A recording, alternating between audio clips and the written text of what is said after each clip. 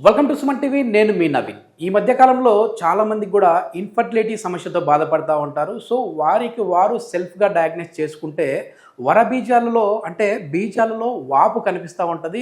అట్లాంటి వాటిని వరబీజాలు అని చెప్పేసి అంటుంటారు. కానీ అది ఒక సింటము. అదేవిధంగా ఇంకో రకం ఉంటుంది. దానివల్ల శుక్రకణాల ఉత్పత్తి కూడా తగ్గుతుంది అని చెప్పేసి అంటున్నారు. దీనికి సంబంధించి అసలు లక్షణాలు ఎట్లా ఉంటాయి, దీనికి ఎట్లాంటి ట్రీట్మెంట్ ఉంది అనేది మనం అడిగి తెలుసుకుందాం. మనతో ఉన్నారు ప్రముఖ laparoscopic and laser surgeon doctor Kareddy Sridhar Reddy గారు. Hi sir. నమస్తే. నమస్తే అండి.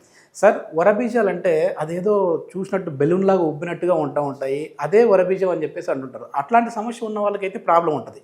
కానీ కొంచెం వాపు ఉంటుంది, కానీ తగిలితే పెయిన్ ఎక్కువగా వస్తూ ఉంటుంది. అట్లాంటి సమస్య ఉన్నా సరే పిల్లలు పుట్టరా అండి? యాక్చువల్గా ఒకప్పుడు చూసుకుంటే కనుక ఈ ప్రాబ్లమ్స్ చాలా తక్కువ ఉండేటివి. బట్ ఈ మధ్యన 10 మందిలో 6 మంది బీజాలలో నొప్పి ఉంది, బీజాల్లో డ్రాయింగ్ సెన్సేషన్ నాకు ఉంది, ఒక రకమైన డిస్కంఫర్ట్ ఉంది, ఎక్కువసేపు కూర్చోలేకపోతున్నాము, ఎక్కువసేపు శృంగారంలో పాల్గొనలేకపోతున్నాము, ఈ పెయిన్ అనేది మాకు మైండ్లో ఉండడం వల్ల ఏ పని చేయలేకపోతున్నాము, అండ్ టైట్ అండర్వేర్ వేసుకుంటే కొంచెం ఉపశమనంగా ఉంది, కొంచెం లూజ్ చేస్తే మళ్ళీ వస్తుంది, అండ్ బండి ఎక్కువ నడిపే వాళ్ళకి ఈ పెయిన్ ఎక్కువ వచ్చే అవకాశాలు ఇట్లాంటివి చాలా ఉంటాయి. ఇలా బీజాలలో చాలా రకాల డిజీజులు ఉంటాయి. అంటే మీరు అన్నారు వరి బీజం కావచ్చు, హెర్నియా కావచ్చు, ఎపిడైడమైటిస్ అంటారు దాన్ని, ఆ ఎపిడైడమైటిస్ ఇన్ఫెక్షన్ రావడం వల్ల కావచ్చు, ఇట్లా చాలా ఉంటాయి. బట్ ఇందులో చాలా ఇంపార్టెంట్ హిడెన్ చాలామందికి తెలియని డిసీజ్ ఏంటంటే వారికోస్ సీల్. వారికోస్ సీల్ మామూలుగా వారికోస్ వెయిన్స్ విన్నారు, కాళ్ళల్లో రక్తనాళాలు ఉబ్బితే వారికోస్ వెయిన్స్ అంటాం. బట్ అవే రక్తనాళాలు సేమ్ అట్లాంటి రక్తనాళాలు మనకు ఈ బీజాలలో కనుక ఉబ్బితే దాన్ని మనము వారికోస్ సీల్ అంటాం. సో వారికోస్ వెయిన్స్ లక్షణాలు డిఫరెంట్గా ఉంటాయి, వారికోస్ సీల్ యొక్క లక్షణాలు డిఫరెంట్ ఉంటాయి. ఇక్కడ నేను చిన్న మీకు ఎగ్జాంపుల్ చెప్తాను. ఇప్పుడు ఇది బీజాలు అనుకోండి. ఈ బీజాల్లో 2 మనకు టెస్టిస్లు అని ఉంటాయి. ఈ టెస్టిస్లోనే మనకు శుక్రకణాలు అనేవి తయారవుతూ ఉంటాయి. ఈ శుక్రకణాలు తయారైన శుక్రకణాలు చిన్న ట్యూబ్ ద్వారా మనకు బయటికి వస్తుంటాయి. అంటే ఈ శుక్రకణాలు ఈ ట్యూబ్ ద్వారా పాకుతూ ఉంటాయి. ఓకేనా?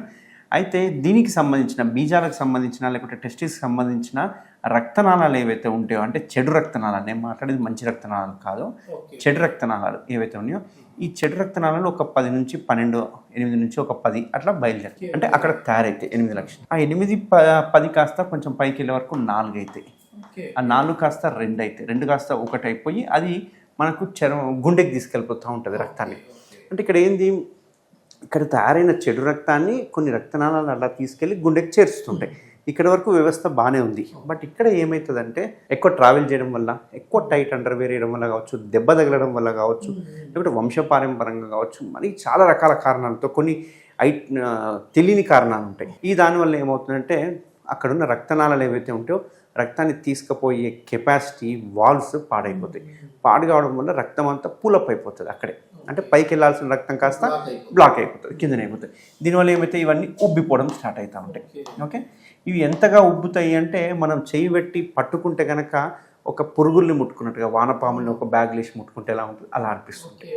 ఆ ఏరియాలో అంతా కొంచెం ఉబ్బిపోయినట్టుగా, ముట్టుకుంటే పాములను ముట్టుకున్నట్టుగా, కొంచెం ముట్టుకుంటే నొప్పి అనిపించడము, కొంచెం లాగినట్టుగా అనిపించడము, ప్రిక్కింగ్ టైప్ ఆఫ్ సెన్సేషన్ అనిపించడము, బీజాలు కొంచెం పైకి ఇట్లా అనుకుంటే కొంచెం రిలాక్సేషన్ అనిపించడము, మళ్ళీ బీజాలు కిందికి అనగానే పెయిన్ అనిపించడము, అంతేకాకుండా దగ్గితే ఓసారి దగ్గినా తుమ్మినా ఆ ఏరియాలో కొంచెం వాపు వచ్చినట్టు అనిపించడము, ఇవి దాని లక్షణాలు. ఓకే, సో ఇక్కడ ఇంపార్టెంట్ ఏంటంటే పెయిన్ అనేది దాని లక్షణం, మెయిన్ లక్షణం. కొందరికి పెయిన్ ఉండదు, కొందరికి పెయిన్ ఉంటుంది. అయితే ఇందులో కూడా గ్రేడ్స్ ఉంటాయి. ఇందులో మామూలుగా గ్రేడ్ 1 అని, 2 అని, 3 అని, 4 అని 4 రకాల గ్రేడ్స్ ఉంటాయి. అంటే ఈ సైజు ఉబ్బేదాన్ని బట్టి ఒక 1 mm ఉబ్బిందంటే గ్రేడ్ 1 అని, 3 mm కంటే ఎక్కువ ఉబ్బిందంటే గ్రేడ్ 3, గ్రేడ్ 4 అని, అట్లా ఉబ్బేదాన్ని బట్టి, అంటే రక్తనాళ సైజుని బట్టి మనం గ్రేడింగ్గా మనం పెట్టుకున్నాం. యూజువల్గా గ్రేడ్ 1, గ్రేడ్ 2 చాలా తక్కువ పెయిన్ కాజ్ చేస్తుంటాయి. బట్ గ్రేడ్ 3, గ్రేడ్ 4 వచ్చే వరకు చాలా ఎక్కువ కాజ్ చేస్తాయి.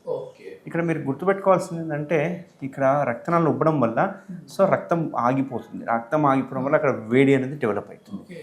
సో ఈ శుక్రకణాలు ఏమో ఈ రూట్లోనే పోతుంటాయి. అంటే ఈ రక్తనాళాల మధ్యనే ఈ ట్యూబ్ ఉంటుంది. సో వెళ్ళే దారిలో ఈ వేడి వల్ల శుక్రకణాలు చచ్చిపోతాయి. మామూలుగానే అసలు వేడి ఉండకూడదు. వేడి ఉండొద్దు కాబట్టి మనకు బీజాలు బాడీ నుంచి బయటకు ఉన్నాయి. ఇప్పుడు ఏమైంది, అదే వేడి ఈ రక్తనాళాల్లో దొరుకుతుందని దొరికేవరకు ఈ శుక్రకణాలు చచ్చిపోతుంటాయి. చచ్చిపోవడం వల్ల ఇన్ఫర్టిలిటీ వచ్చే అవకాశాలు ఉంటాయి. ఓకే, ఇదేంటంటే మామూలుగా పెళ్లి కాకముందు, పెళ్లి కాని వాళ్ళకైతే ఏదో సంతానం లేని సమస్య వస్తూ ఉంటుంది. కానీ పెళ్ళై పిల్లలు పుట్టి ఇట్లా ఉన్న వాళ్ళకి ఏంటంటే ఎక్కువసేపు శృంగారంలో చేయలేరు. సో అది కూడా ప్రాబ్లం. మరి దీనికి ఏంటి ట్రీట్మెంట్ ఎట్లా అంటారు? సో ఇట్లాంటిది ఏంటంటే దీని లక్షణాలతోటి వీళ్ళు ఇక్కడ డ్రాగింగ్ టైపు డిస్టర్బెన్స్ ఉండే వరకు వాళ్ళకి సెక్షువల్ డిజైర్ ఉండదు, ఒకవేళ పెయిన్ వస్తుందేమో అనే ఉద్దేశంతో వాళ్ళు పాల్గొనడానికి పార్టిసిపేట్కి ఇంట్రెస్ట్ చూపారు, ఈవెన్ బైక్ ఎక్కువసేపు డ్రైవ్ చేయలేరు, ఇట్లాంటి కారణాలు ఉంటాయి. అయితే ఇట్లాంటి దానికి ఏం చేస్తామంటే చాలామంది చాలా డిఫరెంట్ సర్జరీస్ చేస్తూ ఉంటారు. అంటే ఇక్కడ ఇప్పుడు 8 రక్తనాళాలు ఉన్నాయి, ఇక్కడ చూస్తే 4 ఉన్నాయి, ఇక్కడ చూస్తే 2 ఉన్నాయి, ఇక్కడ చూస్తే 1 ఉంది. అంటే ఒక్కొక్క లెవెల్లో మనం సర్జరీ చేయవచ్చు అన్నట్టు. యూజువల్గా బయట అన్ని చోట్ల చేసే సర్జరీలు ఏవైతే ఉన్నాయో ఈ లెవెల్లో చేస్తాం. ఈ లెవెల్లో చేయడం వల్ల ఏంటంటే కొంచెం ఈ గజ్జలలు అంటాం కదా, ఇక్కడ పెద్ద ఇన్సిషన్ ఇచ్చేసేసి హెర్నియా ఆపరేషన్ చేసినట్టు అక్కడ ఉన్న రక్తనాళాలు తీసేయడం ఇట్లాంటివి చేస్తూ ఉంటాం. కొన్నిసార్లు లాప్రోస్కోపిక్ మెథడ్ ద్వారా కూడా చేయొచ్చు. ఎందుకంటే ఈ ఒకటే రక్తనాళం పోతుంది కదా, ఇక్కడ బ్లాక్ చేయొచ్చు మనం. ఎట్లా 2-3 బొక్కలు పెట్టేసేసి లోపలనే మనం పిన్స్ కొట్టడము, క్లిప్ వేయడం ఇట్లాంటివి చేస్తుంటాం. బట్ మన ట్రీట్మెంట్ రేంజ్ హాస్పిటల్లో మనం చేసే సర్జరీ ఏదైతే ఉందో ఇక్కడ చేస్తాం. అంటే జస్ట్ స్క్రోటం మీదనే చేస్తాం. అది కూడా మైక్రో సర్జరీ, మైక్రో వారికోసీలెక్టమీ అంటాం. చిన్న ఇన్సిషన్ ఇచ్చేసి ఇక్కడ మనం ఏం చేస్తామంటే 8 నుంచి 10 రక్తనాళాలను ఐడెంటిఫై చేసి అవి పాడయి ఉంటే కనుక మైక్రోస్కోప్ ద్వారా చూసుకుని దానిని మనం లైగేట్ చేయడం జరుగుతుంది. దీనివల్ల ఏంటంటే అక్యూరేట్ రిజల్ట్స్ దొరుకుతుంది అన్నట్టు. అండ్ ఎటువంటి కోత ఉండదు, చిన్న కోత కాబట్టి పేషెంట్కి స్కార్ ఉండదు అండ్ ఇమ్మీడియట్గా రికవరీ అయిపోతారు. మళ్ళీ కొంచెం టైట్ అండర్వేర్ వేసుకుని వాళ్ళ పనులు వాళ్ళు చేసుకోవచ్చు. ఇంకొక లేటెస్ట్ ట్రీట్మెంట్ ఉంది, బట్ అది సక్సెస్ రేట్ అనేది కొంచెం తక్కువ ఉంటుంది అండ్ కొంచెం కాస్ట్లీ ప్రొసీజర్ అన్నట్టు. ఎంబోలైజేషన్ అంటుంటాము, అక్కడ జస్ట్ కాయిల్స్ వేయడం ఇట్లాంటివి చేస్తుంటాం. అది కొంచెం మనం కార్డియాక్ స్టెంటేషన్ ఎట్లయితేనో సేమ్ అదే రకంగా ఇక్కడ మనము కాయిల్స్ నింపేసేస్తాం.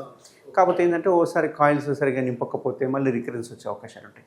బట్ మనం చేసి మైక్రోవారికోసీలెక్టమీలో రికరెన్స్ ఛాన్సెస్ అనేది చాలా తక్కువ, 0 అని చెప్పొచ్చు. ఏంటి సార్, ఎన్ని రోజులు మళ్ళీ రెస్ట్ తీసుకోవాలి వాళ్ళు నార్మల్గా రావాలంటే?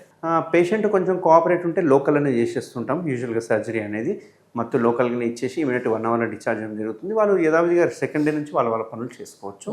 అయితే ఇక్కడ ఇంపార్టెంట్ పాయింట్ ఏంటంటే చాలామంది ఈ వారికోస్ సీల్ అనగానే వాళ్ళు ఫస్ట్ అడిగే క్వశ్చన్ ఏంటి అంటే మా శుక్రకణాల కౌంట్ ఇంప్రూవ్ అవుతుందా? ఎందుకంటే ఇవి చచ్చిపోతున్నాయి అన్నారు కదా సార్, మరి ఇంప్రూవ్ అవుతుందా? అది ఏంటి అంటే ఇప్పుడు మనం ఇక్కడ ట్రీట్మెంట్ చేసేది మెయిన్గా శుక్రకణాల కౌంట్ కంటే కూడా పెయిన్ కోసం. సో పెయిన్ కోసం సర్జరీ చేస్తాం కాబట్టి పెయిన్ మంచిగా తగ్గిపోతుంది, 100% తగ్గిపోతుంది.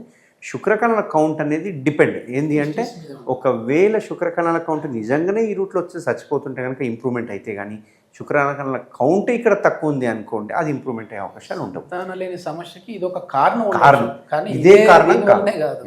ఓకే, ఒకవేళ అట్లాంటి దానికి కూడా కావాలంటే మన ట్రీట్మెంట్ రేంజ్ హాస్పిటల్లో ఈ ట్రీట్మెంట్ కూడా ఉంది. దీనికి ఏం చేస్తామంటే ఒక చిన్న ముక్క పరీక్ష తీసేసి అసలు శుక్రకణాలు ప్రొడ్యూస్ చేసే మదర్ సెల్స్ ఉన్నాయా లేదా అనేది కనుక్కుంటుంటాం. దాన్ని బట్టి మనం చేసుకోవాలి. ఓకే అంటే ఇప్పుడు వరబీజం లాగా వస్తుంటుంది కదా సార్, చూడడానికి చాలా బెలూన్ సైజులో కనపడతా ఉంటుంది, అది దేనివల్ల అంటారు? అది హైడ్రోసిల్ అంటాం. వరబీజం అంటే హైడ్రోసిల్ అంటాం. అక్కడ ఏమవుతుంది అంటే దీని చుట్టూ వాటర్ చేరుతుంది అన్నట్టు, ఓన్లీ వాటర్ చేరుతుంది. ఈ వాటర్ చేరిన వాటరు అబ్జర్వ్ కావాలి, యూజువల్గా ప్రొడ్యూస్ అవుతుంది, అబ్జర్వ్ కావాలి. బట్ అబ్జర్వ్ అయ్యే కెపాసిటీ పోతుంది. దీనికి పోవడం వల్ల ఏమవుతుంది, ప్రొడ్యూస్ అయిన వాటర్ అంతా ఇక్కడే ఉండిపోతుంది, ఇక్కడే ఉండిపోయి ఊబిపోతూ ఉంటుంది. దాన్ని వరిబీజం అంటాం. దానికి ఒక చిన్న ఇన్సిషన్ ఇచ్చేసి ఆ నీళ్ళు లాగేసేసి మనం ఉల్టా వేసి కుట్టేసేస్తాం. అట్లా చేస్తే సరిపోతుంది. అది హైడ్రోసిల్ అంటాం. అది ఎంటైర్లీ డిఫరెంట్. ఇంకా కొందరికి మీరు అడిగారు కాబట్టి ఇంకా కొందరికి పుట్టుకతోటే వరిబీజం అంటే ఈ టెస్టిస్ ఏదైతే ఉందో ఇందులోకి రాదు, కిందికి రాదు. కొందరికి అది పైన ఉంటుంది, దాన్ని క్రిప్టారిగిజం అంటారు. ఈ క్రిప్టారిగిజం అంటే అన్డిసెండెడ్ టెస్టిస్ అంటారు. అవి పైనే ఉంటాయి. ఒక్కొక్కసారి అవి కులిపోయే అవకాశాలు ఉంటాయి, ఒకసారి అది క్యాన్సర్గా మారే అవకాశం ఉంటాయి. కాబట్టి అట్లాంటివి చాలా డేంజరు. అట్లాంటివి తప్పకుండా ట్రీట్మెంట్ తీసుకోవాలి. ఇప్పుడు ఈ వెరికోసిల్ ట్రీట్మెంట్ ఒకసారి అయిన తర్వాత మళ్ళీ ఈ సమస్య రాదంటారా? 99% ఈ వారికోసిల్కి ఒకసారి ట్రీట్మెంట్ అయ్యాక రాదు. బట్ కొన్నిసార్లు ఏమైతే ఇవి జస్ట్ రక్తనాళాలు కాబట్టి కొత్తగా వచ్చే రక్తనాళాలు ఏవైతే ఉన్నాయో అవి కూడా వారికోసిల్గా కన్వర్ట్ అయ్యే అవకాశాలు ఉంటాయి. కాబట్టి ఉన్న రక్తనాళాలు మళ్ళీ రావు, బట్ కొత్తగా వచ్చే రక్తనాళాలు వారికోసిల్ అయ్యే అవకాశాలు ఉంటాయి. ఇది మొత్తానికి ఏంటంటే చిన్న సమస్యే కదా అని చెప్పేసి లైట్ తీసుకున్నారంటే మాత్రం ఇది మీకు చాలా ఇబ్బంది కలిగించే విధంగానే ఉంటుంది. అంటే పెళ్లి కాని వారికి అయితే సంతానం లేని సమస్యకి ఇది కూడా ఒక కారణం అయ్యే విధంగా ఉంటుంది. పెళ్ళైన వాళ్ళైతే శృంగారంలో ఎక్కువసేపు పార్టిసిపేట్ చేయలేరు, పైగా అన్ని విధాల్లో కూడా మీ రెగ్యులర్ లైఫ్ స్టైల్లో కూడా ఇబ్బంది పడే విధంగానే ఉంటుంది. కాబట్టి ట్రీట్మెంట్ రేంజ్ హాస్పిటల్ అయితే ఎలాంటి కుట్లు లేకుండానే దీనికి సంబంధించి ట్రీట్మెంట్ చేస్తూ ఉన్నారు. మంచి సక్సెస్ రేట్తో అయితే ట్రీట్మెంట్ రేంజ్ హాస్పిటల్లో దీనికి సంబంధించి ట్రీట్మెంట్ చేస్తూ ఉన్నారు. ఫర్దర్ ఇన్ఫర్మేషన్ ఏదైనా కావాలంటే కాంటాక్ట్ నెంబర్ ప్రొవైడ్ చేస్తూ ఉన్నాం, మీరు నేరుగా డాక్టర్ గారితో మాట్లాడచ్చు. Thank you.